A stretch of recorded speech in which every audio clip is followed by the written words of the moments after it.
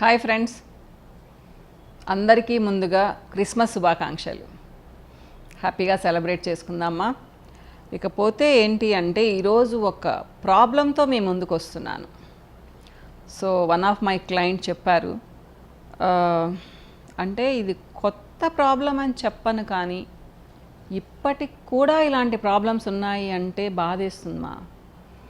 ఏంటి అంటే తనకు 8 years, చక్కగా 2 అమ్మాయిలు ఉన్నారు. చాలా ముద్దుగా ఉన్నారు. ఆ పిల్లల్ని కూడా నేను చూశాను. ఒక అమ్మాయికి 13 years, ఒక అమ్మాయికి 8 years. సో పిల్లై చాలా సంవత్సరాలు అయింది కదా. వాళ్ళు నార్త్లో ఉండి ఇప్పుడు హైదరాబాద్కి వచ్చేసారు. సో నార్త్లో ఉన్నప్పుడు ముచ్చటైన ఫ్యామిలీ, చాలా బాగుండేవాళ్ళు. కానీ ఒక్కసారి హైదరాబాద్కు వచ్చిన తర్వాత ఏమైందో ఏమో మరి, తన హస్బెండ్ చాలా మారిపోయేసి తనకు 2 sisters, ఒక బ్రదర్ ఉన్నారు. అత్తమ్మ, వాళ్ళ నాన్నగారు, అమ్మ ఉన్నారు. ఎలా అయిపోయారు అంటే ఇప్పుడు వీళ్ళ మొహం కూడా చూడడం లేదు. యాక్చువల్గా తను ఏంటి అంటే నా దగ్గరికి వచ్చినప్పుడు ఏజ్ చూసి చాలా చిన్నగా కనిపిస్తున్నావమ్మా నువ్వు అని చెప్పాను. అవునా అమ్మ అంటే, తన స్కిన్ కూడా బాగుంది యాక్చువల్గా. దేనికోసం వచ్చారు నా దగ్గరికి అని చెప్పాను. అంటే ఏం టిక్ చేయలేదు నేను. స్కిన్, హెయిర్, ఒబేసిటీ అని రాసుంటాను అనమాట. ఏ ప్రాబ్లం కూడా టిక్ చేయలేదు తను.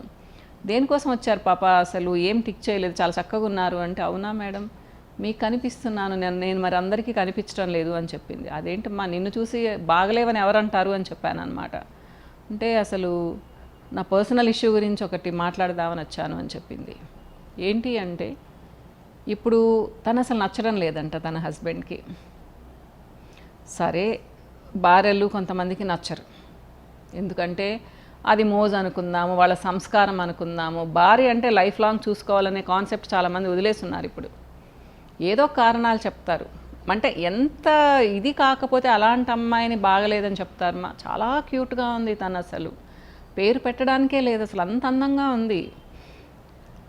ఏంటంటే ఇప్పుడు 2 అమ్మాయిలు కదా, కొడుకు కావాలంట. అంటే ఆల్రెడీ ఆ అమ్మాయికి 13 వెళ్ళిపోయి 14 వచ్చేసింది. సో కొడుకు కావాలంట. ఈ అమ్మాయికి ఇంకా పిల్లలు పుట్టరు కదా, పెద్దదైపోయింది కదా, 38. నేను అన్నాను 38 years ఏం పెద్దదిమ్మా అని చెప్పేసి. తను అసలు వద్దంట. మరి అత్తమ్మ వాళ్ళతో మాట్లాడారా అని అడిగాను నేను. అడిగితే అసలు మా అత్తమ్మే అంతా చేస్తుందండి అని చెప్పింది. వాళ్ళ కొడుకు ఎక్కిస్తూ ఉందంటమ్మా, నువ్వు ఇంకో అమ్మాయిని పెళ్లి చేసుకోరా, నీకు చక్కగా అబ్బాయి పుడతాడు అని చెప్తుందంట. మరి మిగతా వాళ్ళు ఉన్నారు కదా మీ ఆడబడుచులు వాళ్ళు, అంటే వాళ్ళు కూడా నాకెవరు సపోర్ట్ లేరు మేడం, పిల్లలతో మాట్లాడించవచ్చు కదమ్మా. అంటే నేనేమనుకున్నాను అంటే, నేను వెరిమొహాన్ని అనుకోవాలి, ఎలాంటి వాళ్ళకైనా పిల్లల మీద అభిమానం ఉంటుంది కదా, పిల్లలతో మాట్లాడించవచ్చు కదా అంటే, వాళ్ళు ఎన్నోసార్లు వెళ్ళారు మేడం, తలుపులు కూడా తీయడం లేదు అని చెప్పారు. అంటే వీళ్ళు అక్కడ నుంచి నార్త్ నుంచి వచ్చిన తర్వాత వేరే ఇంట్లో ఉన్నారు, వాళ్ళ అత్తమ్మ వాళ్ళు వేరే ఇంట్లో ఉంటారు. ఈ అబ్బాయి అక్కడికి వెళ్ళిపోయేసి ఇంకా వాళ్ళ ఇంట్లో ఉండి వీళ్ళ మొహం కూడా చూడడం లేదంట, వీళ్ళ లోపలికి రానివ్వడం లేదంట. సరే అంటే నేను అదే అన్నాను, మరి మీ మదర్ వాళ్ళకి చెప్పొచ్చు కదా, మీ వైపు వాళ్ళు ఉంటారు కదా, ఇలా ఎలా వదిలేస్తారమ్మా, ఇట్లా ఏదో అనామకుల్లాగా, పెళ్ళి కదా చేసుకున్నారు మీరు అన్నాను నేను.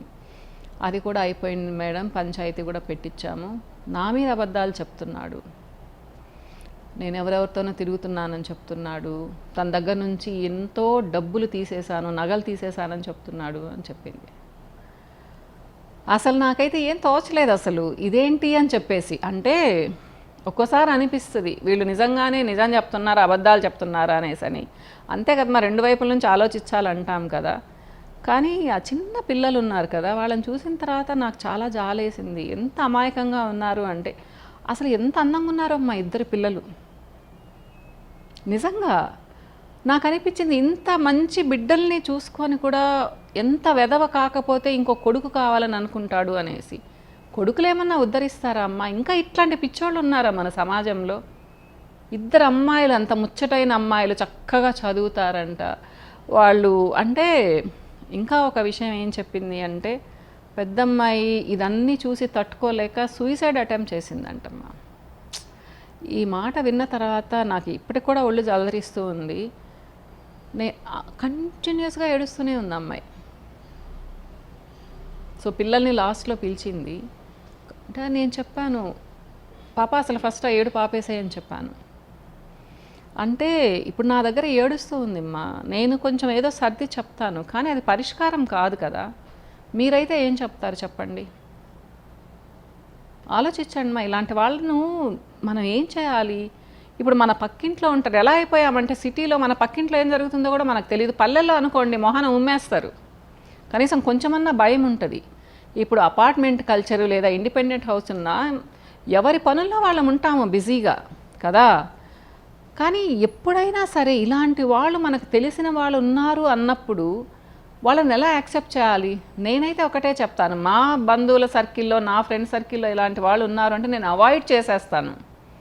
వాళ్ళతో మాట్లాడను, వాళ్ళని పిలవను, కనీసం వాళ్ళ మొహం కూడా చూడొద్దని చెప్తాను నాకు తెలిసిన వాళ్ళకి. ఎందుకు అంటే ఇలాంటి పనిష్మెంట్ ఉండాలిమ్మా ఇలా చేసే వాళ్ళకి, అది అమ్మాయి అయినా అబ్బాయి అయినా.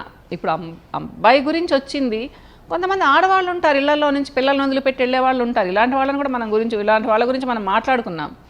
వీళ్ళని అసలు యాక్సెప్ట్ చేయకూడదమ్మా, తప్పు. ఎందుకు అంటే మనది ఒక బ్యూటిఫుల్ సొసైటీ, మన సమాజం చాలా బాగుండాలి అంటే కొంచెమన్నా వాల్యూస్ ఉండాలి, ఎథిక్స్ ఉండాలి. అది లేని వాళ్ళని మనం యాక్సెప్ట్ చేయకూడదమ్మా. నేనైతే అలా అనుకుంటాను.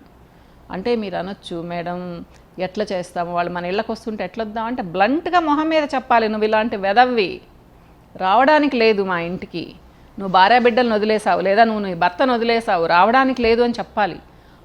సమాజాన్ని చూసి భయపడతారు మా, ఇప్పుడు ఏమీ లేదు మనుషులకి. ఒకప్పుడు పక్క వాళ్ళు ఏమనుకుంటారో, సమాజం ఏమనుకుంటారో అన్న భయమన్నా ఉండేది మన వాళ్ళకి.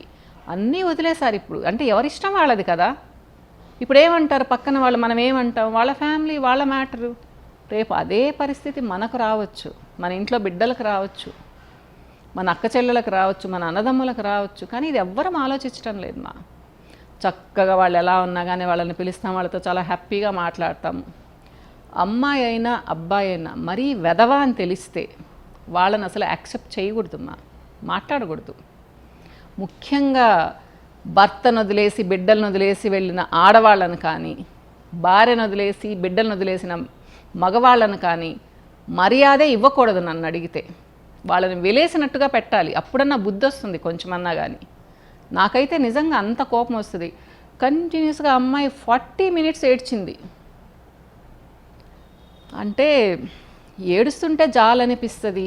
కానీ మనం ఏం చేస్తామమ్మా? నేను ఒకటే చెప్పాను, ఏం చదివావంటే తను పీజీ చేస్తుంది. నేను అదే చెప్పాను, అర్జెంటుగా నువ్వు ఒక జాబ్లో చేరమ్మా అని చెప్పాను. అంటే పేరెంట్ సపోర్ట్ ఉందని చెప్పింది. నేను పేరెంట్ సపోర్ట్ వద్దని చెప్పాను. 2-3 నెలలు తీసుకోమ్మా పాప, తర్వాత నీ కాళ్ళ మీద నువ్వు నిలబడు. బిడ్డలున్నారు, ఎవరి కోసం ఏంటి అని అనకు. ఆయన తర్వాత నిన్ను పిలిచినా కానీ నేనేం చూసుకునేది లేదు. ఎందుకంటే ఫ్యామిలీ బేవర్స్ ఫ్యామిలీ. వాళ్ళల్లో ఒక్కళ్ళు మంచోళ్ళు ఉన్నా కానీ ఆ అబ్బాయికి అది తప్పు అని చెప్పుండేవాళ్ళు. సో టోటల్గా బేవర్స్ ఫ్యామిలీ అది. ఎవరు నీకు సపోర్ట్ రారు. రేపు నీకు ₹1 కూడా వాళ్ళ దగ్గర నుంచి వస్తుందని. ఇంకోటి కూడా అడిగాను, చాలా సంపాదించాడంట అబ్బాయి. మరి నీకు ఏమున్నాయమ్మా అంటే నాకు ఒక 200-300 గ్రాముల నగలు ఉన్నాయి మేడం, అంతకంటే ఏం లేవు అని చెప్పింది. అంటే అంతా వాళ్ళ పేరుతోనే పెట్టారు. ఇది కూడా అన్యాయం కదమ్మా. పెళ్లి చేసుకున్న తర్వాత ఒక బిడ్డకు కానీ భార్యకు కానీ ఏమీ ఇవ్వకుండా మొత్తం అమ్మా నాన్నలకి, అన్నదమ్ములకి, అక్క చెల్లెలకి ఎలా ఇస్తారు మనుషులు? మరి అలాంటి వెధవలు పెళ్ళెందుకు చేసుకుంటారు? నాకు అర్థమే కాదు అసలు. పెళ్ళి చేసుకున్న తర్వాత భార్యకు మీరు కొంచెం కూడా ఏమీ చేయకుండా మొత్తం అమ్మా నాన్నలకు ఇవ్వద్దని నేను చెప్పను. అంటే అసలు చూడకుండా ఉండడం చాలా తప్పు. కానీ భార్యను అన్యాయం చేసి అమ్మా నాన్నలకు పెట్టేది, అన్నదమ్ములకు పెట్టేది ఏంటమ్మా? ఇది అన్యాయం కాదా? కనీసం కొంచెమన్నా ఉండాలి కదా. అమ్మాయి రెంటెడ్ హౌస్లో ఉంటుంది, పిల్లలకి పాపం ఫీజులకు కూడా పెద్ద లేదు, వాళ్ళ అమ్మ వాళ్ళు చూస్తున్నారు. మీరైతే ఏం చేస్తారు చెప్పండి? నేనైతే చాలా ధైర్యం చెప్పి పంపించాను. ఫస్ట్ ఒక జాబ్లో చేరు, అది ఎంతైనా రాని, నీ కాళ్ళ మీద నిలబడు. ఏడు పాపేస్తే నీకు ఆలోచనలు వస్తాయి, ఎలా ముందుకెళ్లాలో తెలుస్తుంది. సో చిన్నగా డెవలప్ అవ్వు. నిన్ను చూసి జలసీగా ఫీల్ అయ్యే స్టేజ్కి నువ్వు రావాలి. భర్త వదిలేస్తే ఏడుస్తూ కూర్చోకండి, చాలా తప్పు. చాలామంది ఇప్పుడు చెప్పాను కదా, వాల్యూస్ లేకుండా ఉన్నారు. అలాంటి వాళ్ళ గురించి ఆలోచించడం అనవసరం. 2 బిడ్డలు ఉన్నారు కాబట్టి వాళ్ళ బాధ్యత నీదే. ఎక్కడికి వెళ్ళలేరు వాళ్ళు. మెయిన్ నీ పిల్లలకు ధైర్యం చెప్పు. మెయిన్ నీ పక్కన పెట్టుకోనుండు, బ్రహ్మాండంగా బ్రతకొచ్చు అని చెప్పు. నువ్వు ధైర్యంగా ఉంటే వాళ్ళు కూడా ధైర్యంగా ఉంటారని. తర్వాత పిల్లల్ని పిలిచి మాట్లాడాను, చాలా క్యూట్గా ఉన్నారు. సో మీరైతే ఏం చెప్తారమ్మా చెప్పండి. నన్ను కంటిన్యూస్గా ఫాలో అయ్యేవాళ్ళు చాలామంది ఉన్నారు. మీరు ఏం చేయాలి ఇలాంటి వాళ్ళని, ఏం చెప్పాలి? సో లాయర్స్ అడ్వైస్ తీసుకున్నా కానీ ఏం రిజల్ట్ ఉంటుంది, ఎంతవరకు ఉంటుంది చెప్పండి. ఏదో ఒక కబుర్లు చెప్పేస్తారమ్మా. కోర్టుకి వెళ్ళారు అంటే అది భయంకరంగా ఉంటుంది ఆ క్వశ్చన్స్ అంతా. సో మీరైతే ఏం చెప్తారు చెప్పండి మీ నాలెడ్జ్లో. ఒక వీడియోలో మళ్ళీ కలుస్తానమ్మా.